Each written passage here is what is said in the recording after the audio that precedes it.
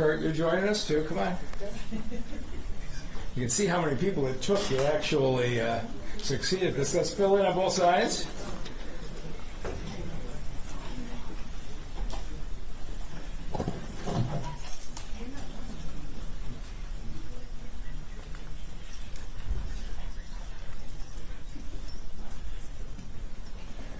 All right. Good morning.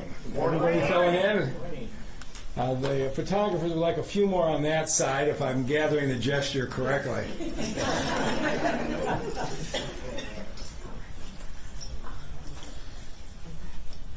It is a special day. For the first time since the 1950s, the mayor of Detroit can say that the city of Detroit is leading the population growth in the state of Michigan. In 2024, our population growth exceeded the national average. We passed Portland, Oregon from 27th to 26th place. We have Boston and Las Vegas ahead of us, but we are moving the right direction. The Census Bureau says 7,000 more residents of Detroit in 2024, and they revised their numbers for 2023 and acknowledged 7,000 moved in 2023, which means 2 straight years of population growth of 7,000 a year, more than 1%. It is, when you look at the numbers, last year triple the increase of the next highest city, Grand Rapids. And I admire what Grand Rapids has done over the years. I've been used to watching them lead the state in population growth. But to see the city of Detroit coming back the way it has is remarkable. There are so many people to thank for it, but I want to start with thanking the people who helped me in the fight with the Census Bureau, because here is the issue that we've had. We've known our population is growing for a while. Up until this year, the Census Bureau in its annual estimates would only count new housing construction. In the city of Detroit, we have 2,000 vacant houses a year get renovated and families move into. By their federal rules, the Census Bureau would not count the renovation of a vacant house. And aside from litigation, I just want to thank the team. Trisha Stein has led our team and is now literally the municipal expert in America on how the Census Bureau does annual estimates. But Mike Bloomberg Associates, Rose Gill brought in national expertise. Kurt Metzger, who's Michigan expert, was there. Professor Jeff Morinoff at the University of Michigan, who's been here a number of times, and the state demographer, Jacqueline Butler. And we made the case that said, this is not right. If you go to Naples or you go to Phoenix, all the housing units are newly constructed. We understand why you count new housing units, but in older cities that are coming back, we've got 2,000 houses a year where families are moving in, and you're not counting them. And to the Census Bureau's credit, they looked at the studies we gave them, they pulled out addresses, and they visited houses themselves. And they said, they're right. This isn't correct. And so with this week's release, the Census Bureau nationally, for the first time, is counting newly occupied, renovated houses in cities' population base. And so here's what that meant. Last year, the Fed said we gained 1,800 people in 2023. They just revised that number up to 7,000. They realized they failed to count the renovated houses. And this year, another 7,000 people. And here's what makes it up.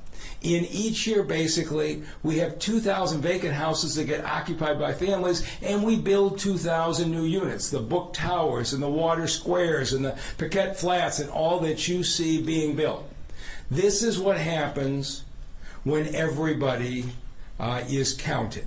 And for all of the maligning they've taken, the 200 auctions a week that the land bank is holding, or 200 auctions a month, that the land bank is holding, and the sales are driving this recovery because they have put these houses back in the neighborhood. And what's remarkable as you drive through the neighborhoods today As you see work being done on the houses, now we're far beyond the land bank houses. People are taking vacant houses and fixing them up. And with the work, you got Richard Hosy, who's up here, who's building 400 and some units over there at Fisher 21. You were just with me a day or two ago with the 100-plus units that are being renovated right now at Lee Plaza all over this city. New units are being constructed. Vacant houses are being renovated. There is no reason that this trend is not going to continue. And now that the Census Bureau is recognizing both renovated houses and new houses, I think you're going to see the city of Detroit lead the state of Michigan for quite a ways to come. And so what we have here is, this is driven by people moving into the neighborhoods. There's no question about it. And you have many of our block club leaders, neighborhood association heads, who will all have their own stories about their own blocks and their own families being moved in. And now the neighborhoods aren't forgotten by the Census Bureau anymore. Now they're being counted, and it means great news for the city of Detroit. All of our efforts for the last 10 or 12 years are being recognized by the national statistics. And you're going to get a chance here to hear from Kurt Metzger in a minute, who has been he doesn't get paid anything. He just comes in month after month with the U of M folks and the Bloomberg folks and says, this is wrong, and really helped us understand what was wrong in the national census formula. More importantly, got the Census Bureau to admit that they needed to change the formula nationally to be fair to cities. And so I want to thank all of them. But right now, I'd like to bring up Council President Mary Sheffield. The council has been a partner from reducing crime to building housing to beautifying parks to bringing jobs back, everything that has led to this extraordinary turnaround in Detroit's population, been a partnership between the mayor and city council and the neighborhoods. So please welcome Council President Mary Sheffield. Thank you and good morning. It is truly a great day in the city of Detroit. Detroit is coming back. This is the place to be, and the numbers are indicating that. I am here just to say congratulations. It is truly an honor as the city council president in leading this council the last 4 years and serving on the council the last decade to be a part of this partnership that we see today.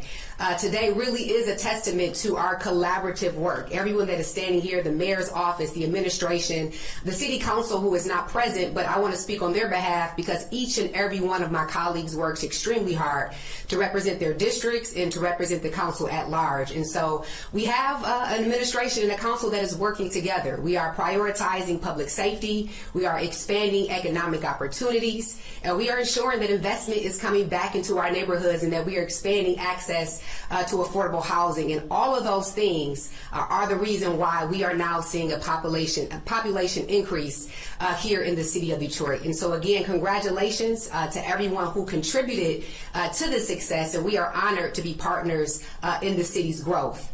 Let me thank all of the neighborhoods, all of the residents, all of the block clubs, our CVI groups, our police department, our churches, our private sector community, because really what we see here in Detroit is a collaborative effort with all hands on deck to ensure that it's not just government, but it is everyone working together to ensure Detroit's comeback is strong and united. And for that, I am extremely proud as a Detroiter. We know that young people are driving a lot of the growth in Detroit, which means we're creating opportunities. And we now can start to compete with Chicago and LA and Miami, because I believe that Detroit is just as good, if not better, than those cities. So congratulations. Let's continue this work because we know that Detroit is on the rise and we have to continue to grow our population. So thank you, Madam. I'm not Madam, but Mr. Mayor, excuse me. So sorry, Mr. Mayor, the entire administration and everyone that is here today for your collaborative work. Congratulations.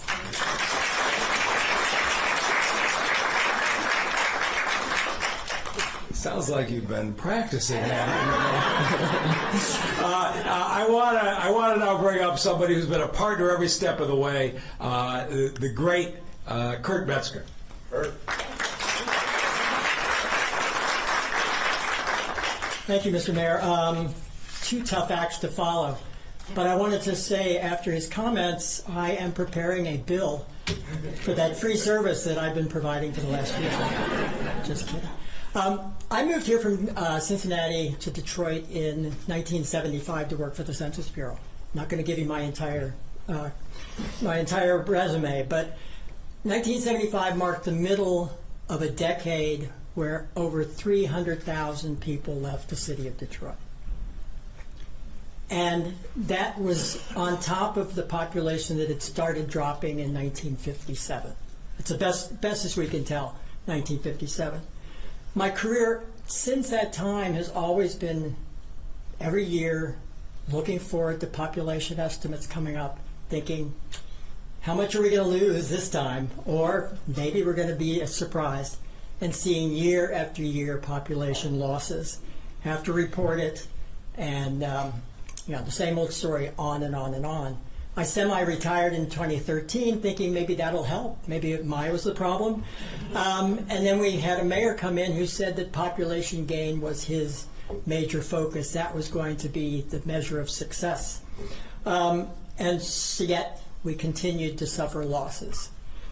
We had a very problematic census in 2020. I feel we got slammed, we got undercounted. The process was poorly done, it was rushed. You know all the story. Unfortunately, we had to live with the low count that we received, and we continued to see losses for the 2 years after the census. But now, we finally, in spite of I've been seeing the city growing since 2020, certainly, expecting each year to see it. Finally, last year we saw that first hint. Luckily, it's been revised upward, and then this year we saw another 7,000 added. I think we can call it a trend, and I think that based on the developments that are going on, the mayor mentioned quite a few, this trend is just going to continue and get stronger in the years to come. It's wonderful that I was pointed out as being a help. I just want to recognize the team, Trish Stein, and the group that has been working. It has been a pleasure for over 3 years doing Zoom calls. I didn't have to get out of my pajamas. I could do all the work. Very easy, right? Occasionally getting out and coming downtown. But it's been just a pleasure to do the work. It's still continuing. We're still challenging on other fronts. But to get the Census Bureau, I worked there for 15 years and have been involved with it for 45 years. To get them to change the way they do business, to get them to actually open up their books to show you how they do business is an amazing accomplishment, and I really do congratulate the city for that. It's been wonderful to be part of this, and I said the work of all this work, the results of this work that we see today, that Detroit is growing again, and I see a continued growth in the future. Thanks so much.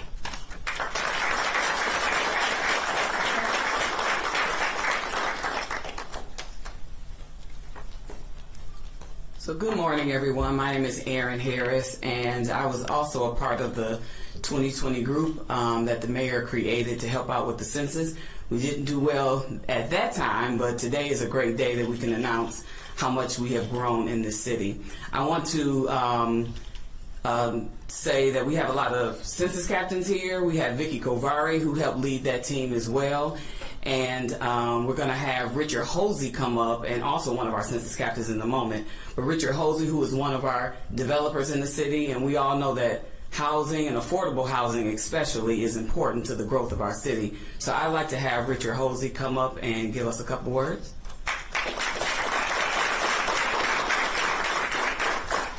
Thank you.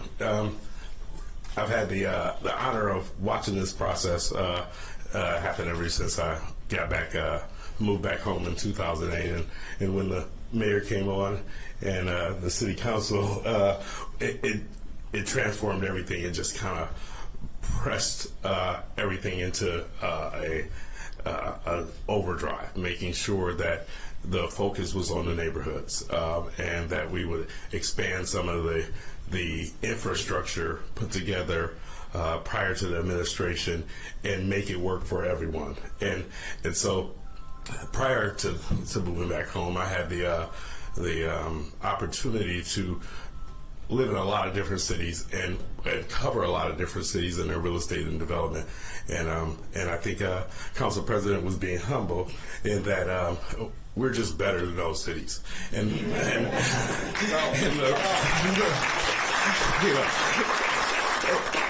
we're better than those cities for so many reasons, but mostly because of our commitment to making sure that we don't grow through displacement, and that we focus on the neighborhoods, and that we make sure there's opportunity for all, and that our city council works so well with our administration, and that our administration has such deep knowledge of every detail of every problem. And that's what I really enjoyed watching with the mayor, is how deeply he gets into every problem so they can come up with the right solution, and how city council works with that, and his expert staff. I wouldn't want to be any other place. I wouldn't develop any other place, and this is the best city. Thank you. Thank you for that, Mr. Hosy. And now I want to bring up one of our census captains. She's also a leader in District 1, representing Grandmont area. That's Miss Annie Mayo.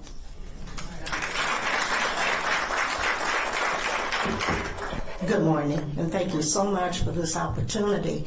I landed in the city of Detroit the night of the fireworks, which was 1967, and I believe the census was 1,800,000 that year. And can you imagine how many people were sprawled out on the Henry Ford Auditorium ground in participation of the fireworks that night? You could see nothing but people, and it was a beautiful night, a beautiful welcoming me to the city of Detroit. Okay, I moved to Grandmont No. 1 Improvement Association in 1978, and as the mayor has mentioned, the census is demonstrating that we're having folks move back to our city, and I imagine a number of those citizens are young people. And the pleasure I personally receive when I see young folks, because now my daughters are 50 plus, walking through the neighborhood with their young people. I can remember my oldest daughter, she would drive her big wheel and fastly turn into the driveway on two wheels. And although we don't see the big wheel on my block, we do see, again, young people and their families. I worked under Aaron, taskmaster, doing the census, and unfortunately, my experience with that opportunity was that our citizens tended to be somewhat suspicious as to what these results would be used. And to know today that we've accumulated somewhere, or it's documented somewhere, 7,000 of citizens did in fact submit to the census. That in itself is encouraging. To the young people who have moved into our city of Detroit, please take advantage of the mayor's awesome tool that's called Improve Detroit. There, you can become very empowered and controlling of your quality of life. Thank you again for the citizens of Detroit for the job you're doing. Detroit City Council, Mayor Duggan, and his taskmaster staff. Thank you.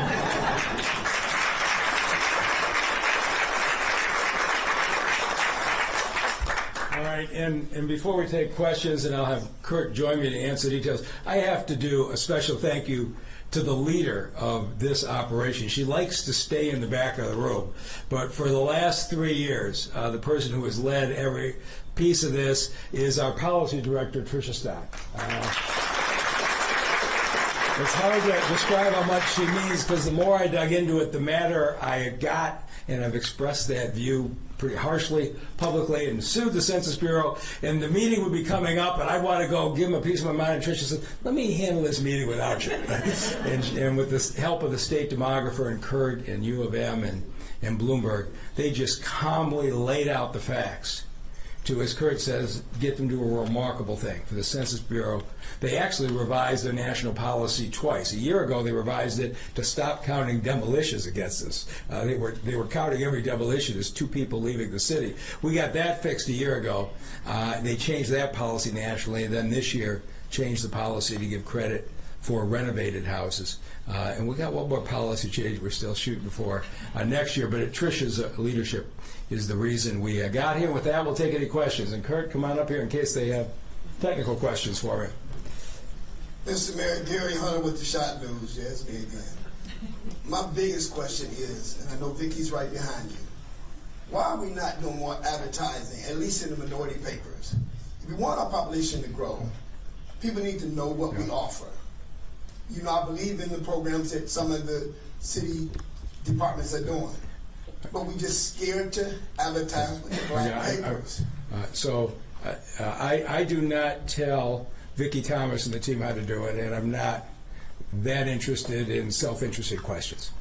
Well, next it's not question. No, I'm not self-interested. having this conversation with you. I'm not having this conversation with you, Gary. You're pursuing your own personal interests. We're here to talk about the census. When Detroit becomes for Detroit. So you can talk to Vicky Thomas about the advertising decisions of the city. This is not the forum for it. Well, just so you know, it's not about self. It's about the city. When somebody says it's not about me, we know what it means. And please, next question. That's disrespectful, Mr. Mayor. Yes, sir. I think you've been disrespectful in the way you tried to use your position this way.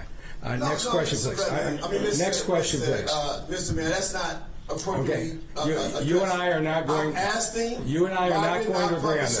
What we're doing. You and I are not. If you got a problem with me, let's talk about it. You've engaged in personal attacks on my staff at these things. I don't. We're not doing that. Go ahead. Somebody have a question about the population. All right, Darren Cunningham with Channel 7. Mr. Mayor, can you talk about retention, future growth? How does the city keep this going? Yeah, I would say go to buildingdetroit.org. We're auctioning 3 vacant houses today at the land bank.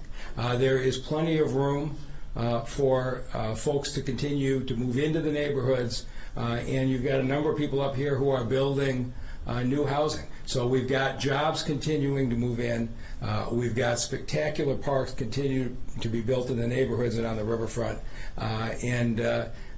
It's just a good time to be in Detroit, and I think this is going to keep going. All right. In any particular areas of the city where you're seeing this growth? Yeah. Again, you can go neighborhood by neighborhood. I could drive you through neighborhoods like Morningside, where half the houses were vacant 10 years ago, or Marygrove, where half the houses were vacant 10 years ago, and now you see them 90% occupied. And there's folks here who could take you down their particular blocks. If you look at what happened on property values, Alvin Horn's maps, the places that have doubled and tripled in value are almost entirely the places where people move back in and renovated houses move back into the neighborhood. That's where we've seen the growth. Hi, I have a question actually for each of you. Mayor, are there any lawsuits remaining, and can you talk about the county cap rule and how that has really affected the city? And then, I'm sorry, my other question for Kurt, actually, you mentioned last year that you thought the count was a little closer to 650,000 or more. If you could address that afterward. Yeah, the county cap is more complicated than any of you are interested in, but we are litigating it and we are going to win. And it's an odd thing. The state counts, the Census Bureau counts the state on one methodology, counts counties on another methodology, and counts cities on a third methodology. And so when you count different ways, they never match. If you use the housing unit method for the cities and didn't deduct the so-called county cap, we would be 10 or 20,000 higher than we are today. The question of whether they should be reducing the number of people per house, and that's what they do. They artificially reduce the number of people per house if we get above the rest of the county. It isn't right. It's in litigation. 2 years ago, we were in litigation over counting the demolitions against us. It got resolved. A year ago, we were in litigation over the fact they wouldn't count the renovated vacant houses.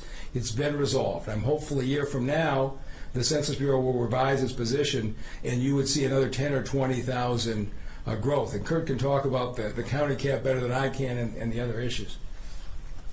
I don't think you want to hear about the county cap, but it is problematic insofar as when the county's population is just developed using births, deaths, and immigration and migration within the country. They set a population, so Wayne County's population comes out in March. Detroit and the 42 other communities in Wayne County come out in May. Those communities have to add up to the Wayne County population, regardless of what's going on within those cities. And we won't go into the details, but what it does, it tends to obviously push down. There's a population count that's come up. It gets adjusted downward because of this county cap, and Detroit always ends up losing a considerable amount of population.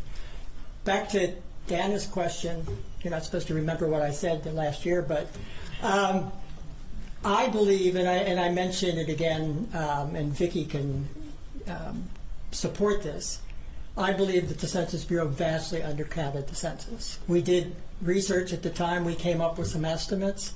I believe that the city was closer to 250 back in 2020, and we'd be moving forward from there. I mean, I'm sorry, 650, not 250, but 650. And I think what we did in terms of looking at housing counts, the changes between 2019 and 20, that Detroit lost more housing than any city in the country, vastly more. We know that they did not count all occupied housing units. They rushed through. They didn't provide enough personnel in the field to follow up on Detroit's follow-up process, because Detroit did not respond as high on the internet, so there was much more follow-up work to do. The Census Bureau didn't account for that. Number of reasons that we've put forward that says the census undercounted. So yes, so I'm thrilled at 645. I believe it's higher, and I still think it's probably give it another 15 to 20,000. Eventually we'll get there. Now that the methodology is changing, if we can get the county cap, we'll be there much sooner. Will Jones from Local 4. I'm just curious, do you have any data that shows the demographics of the people who are moving in the city in terms of race, income, family, single? All this is purely a housing unit count. That's what the annual estimate is. And so all we know is that we've got 2,000 new housing units and 2,000 renovated housing units. And this is a city that's open to everybody. And depending on the neighborhood, there's different mixes. But this annual estimate doesn't give you those numbers. I want to piggyback off of, sorry. Well, I just wanted to follow up. In September, the Census Bureau releases something called the American Community Survey. And so in September, we will be able to see the 24 data on all the demographics, income, socioeconomic status, housing, etc. You can compare that with the previous year to get some guesstimate as to who is moving in and who's moving out. And I want to piggyback off of Darren's question about where is this growth happening. Do you all have specific data that you can give to us that this tract grew by 555 residents, this tract? What we have is a citywide number, but if you wanted, all you'd have to do is anybody hear from the land bank?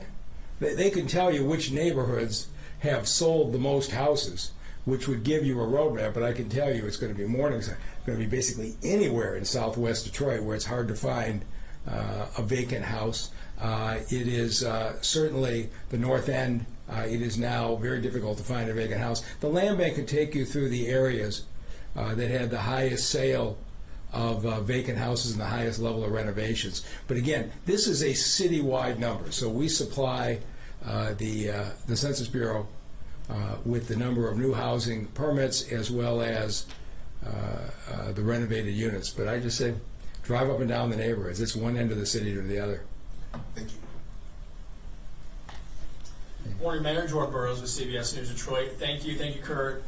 Thank you, city leaders, for addressing the population growth today. My question is for anybody else in the back. Can anyone share a personal anecdote as to how this population growth has affected your life? I would just like to hear kind of from someone who's maybe lived in the city for a decade plus, or maybe you've only lived in the city for 1 to 2 years, just how this growth, you've seen it change personally for you and your family, please. Thank you. John George, Detroit Blightbusters, Artist Village. We come from the old Redford community. I've actually lived in that neighborhood 67 years next month.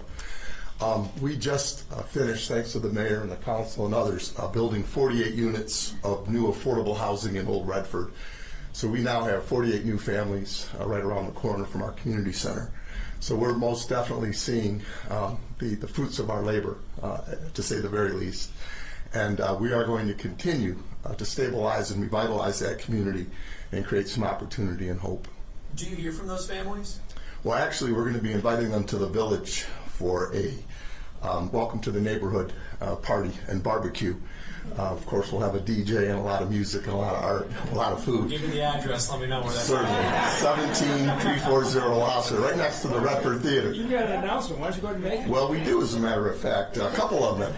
On June 2nd, the mayor and hopefully our friends from the council and others will be joining us at the ribbon cutting of the 48 units. And of course, on the 28th, again, thanks to the mayor and the city council, and a lot of folks and volunteers, will be opening up the new Artist Alley in Old Redford. So there's a lot of positive things that are going on in Northwest Detroit and, of course, across the city. One more follow-up for you. What do you hope those 48 families say to you about this population growth? Obviously, the goal is to have sustainability and have them live here, hopefully for decades and generations to come. What do you hope they say to you when you meet them and hopefully bond over a pulled pork sandwich? Certainly. Well, we started Blightbusters 37 years ago. Albert Mack, Felix Wright, and myself, we started, sweeping up glass and boarding up crack houses and picking up bottles and debris. But it's always been about the children. It's always been about having a safe, clean, affordable home in which to raise your family. And I think they will appreciate our hard work and effort to provide safe, clean, affordable housing. Thanks to the governor and our state reps and our senator, we were able to get a special grant that brought the rents down in the $525 range for a two-bedroom apartment. So it's one of the most affordable apartments in the city. And again, our work started because of the children, and it will continue. Can you say your name one more time, please? John George, Detroit Blightbusters, Artist Village. Thank you, John. Appreciate it. Thank you so much.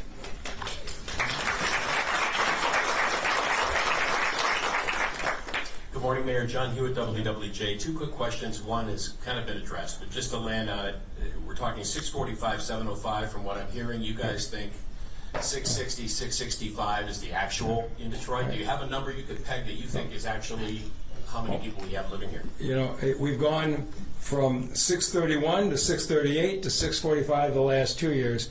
And if we win this county cap thing, it'll grow significantly higher next year. But we all know, the census happened during COVID. People got missed. We all know that. I can't go back and fix the baseline. The oddity is there's no legal way to do it. What I can do is challenge the individual years. And nothing made me madder than after they missed all those people in 2020, they came out in 21 and say we dropped again, when I'm seeing people move in all over. So what we've done is, at least we've fixed the annual estimate in a significant way, but there's easily 20,000 more people than they're counting. My last question is in a macro view, as you leave later this year, will COVID be the low point? You made the comment earlier, no reason why this should not continue. I'm interested in some of the reasons or pillars why you think that, and not to be flippant with the question, but what the next governor potentially and lawmakers can do in Lansing to assist with Detroit and other urban communities. Well, if the state has the right governor, Detroit will go up even faster in the future. But the great thing about this is, Kurt doesn't want to endorse,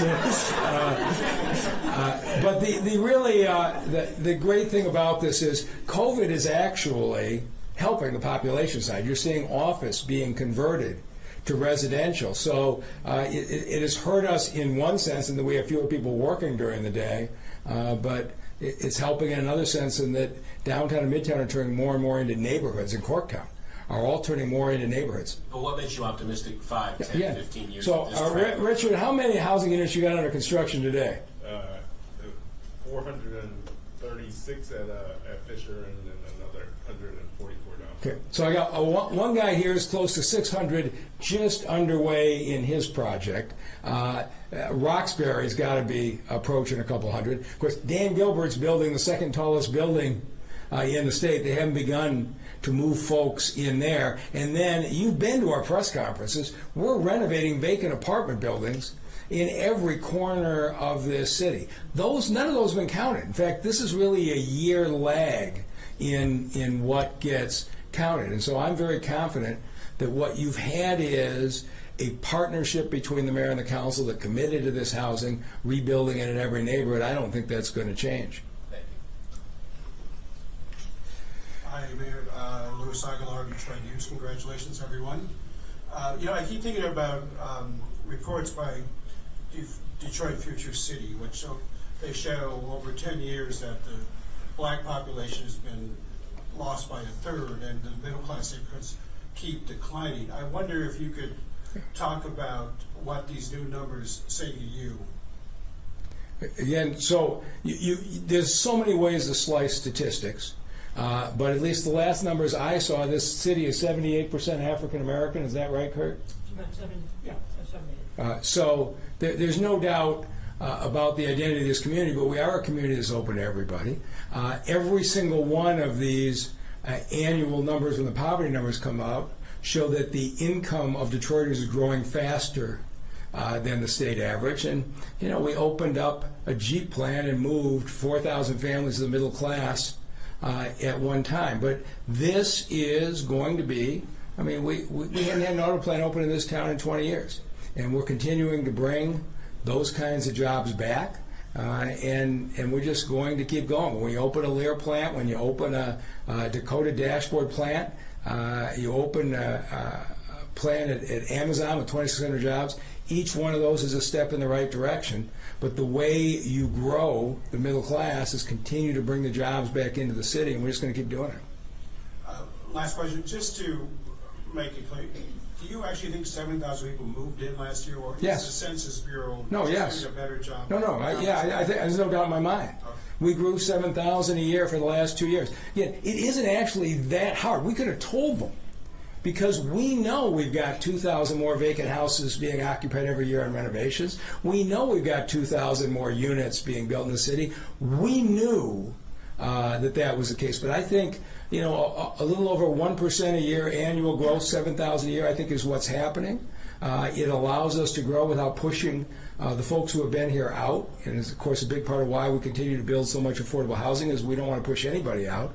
But a city should be able to absorb a 1% a year growth. And that's how you go past Portland. We were 29th place and 27th place this year and 26th place.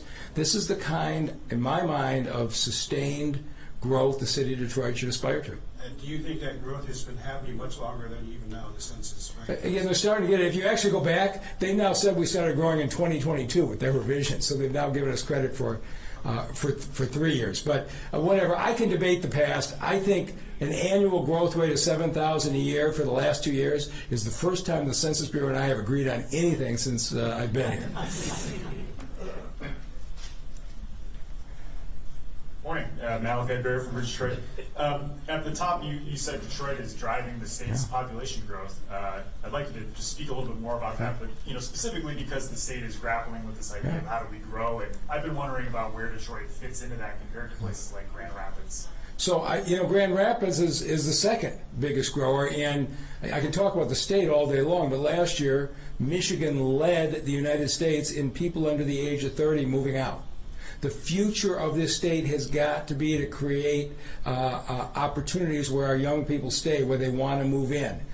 We are doing that in the city of Detroit. You go through, if you look at who's renovating these houses, it tends to be younger people starting out in their lives or in early stages with their families. If you look at who's moving into the new apartments, we do have some retirees whose kids have left for college, but mostly, again, it's young people. If you look at Grand Rapids, they have also been very successful at creating an atmosphere for career opportunities for young people. And at the end of the day, cities across America are the magnets for young people. The states that are thriving, their cities are thriving. And for the first time, and Kurt's right, we'll see demographics in September, but I will predict the demographics will show that it is younger families and younger individuals moving in. If you just go around the folks in these buildings, when did you move in? 2021, and I bought my house last year. There you go. So you're helping the statistic.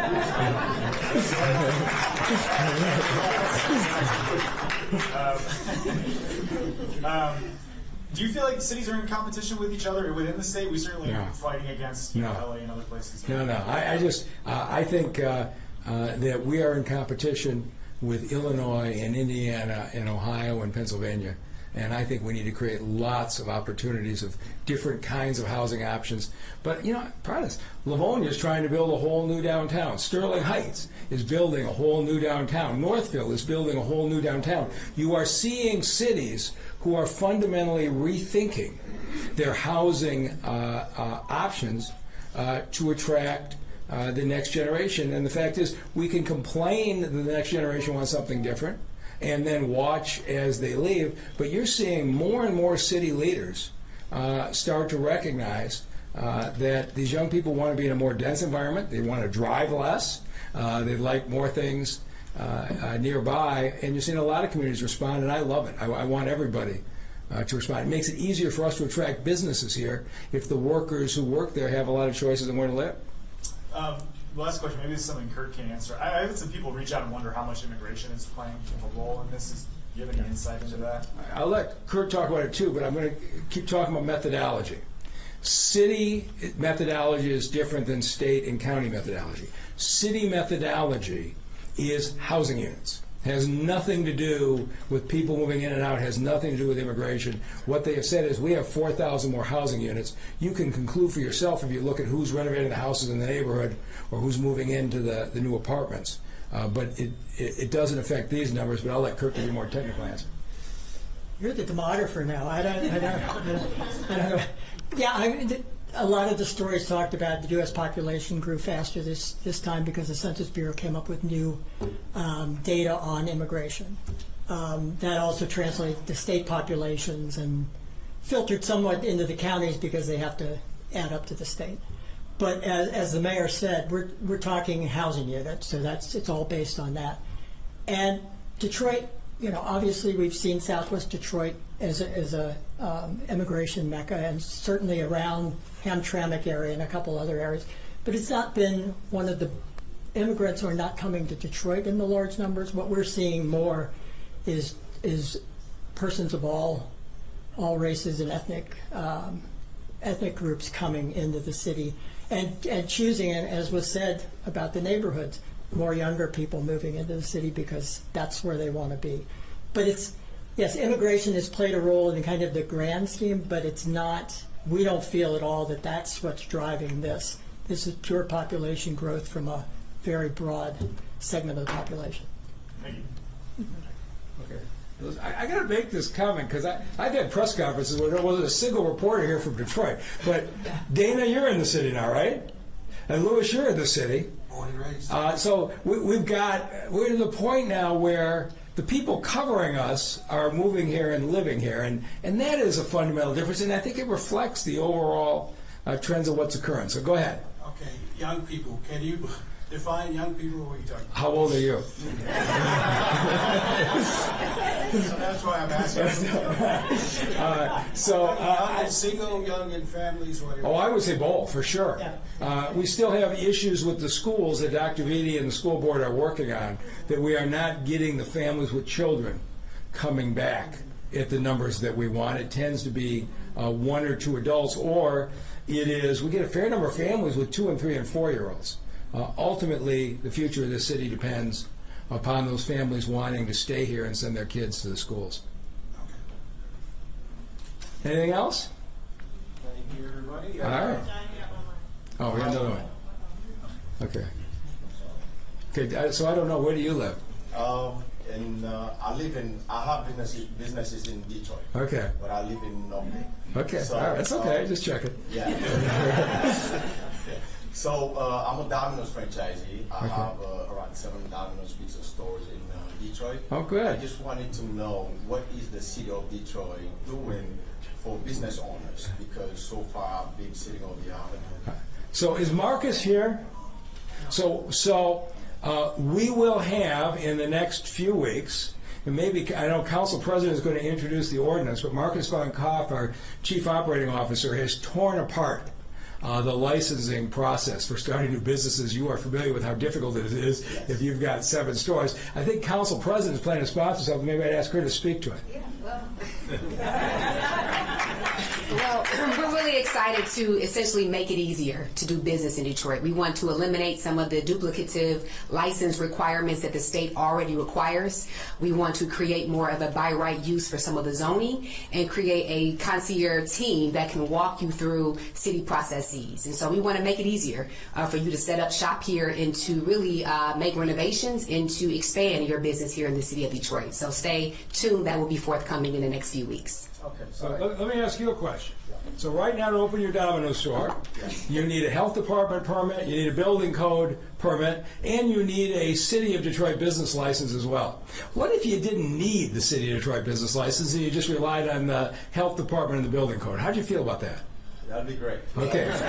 So stay tuned, because one of the members up here may be sponsoring something along those lines. All right. All right. All right. Thank you all very much. Got to break ground on another 60 units of affordable housing in a couple months.